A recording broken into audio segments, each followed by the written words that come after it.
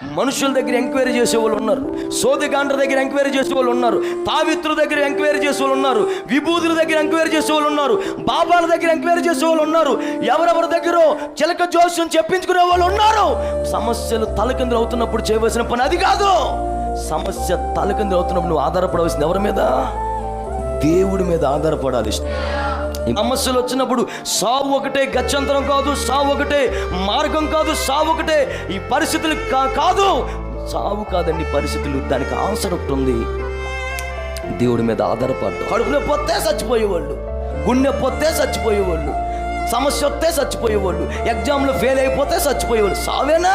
చచ్చి ఎవరిని సాధించలేవు. దమ్ముంటే బతికి చూపించాలి, దమ్ముంటే బ్రతికి రోషంగా నిలబడి చూపించాలి.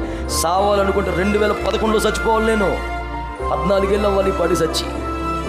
అసలు రాజేష్ గారు అంట అనే ఆలోచన కానీ, మందిరం అంట అనే ఆలోచన కానీ కూర్చునే వాళ్ళు లేకపోతురు. అసలు 14 ఏళ్ళు ఫెయిల్ అయితే చచ్చిపోక్కర్లేదు. జీవితంలో సబ్జెక్ట్ ఫెయిల్ అయితే చచ్చిపోవాల్సిన అవసరం లేదు. ఒక పెళ్లిలో విఫలమైతే చచ్చిపోవక్కర్లేదు, ఒక ఆస్తుల్లో విఫలమైపోతే చచ్చిపోవక్కర్లేదు, ఒక ఉద్యోగంలో విఫలమైతే చచ్చిపోవక్కర్లేదు. ప్రతి దానికి ఒక ఆధారం ఉంది. ఆ ఆధారం పేరు నజరేయుడగు యేసు. ఆయన దగ్గరికి రా.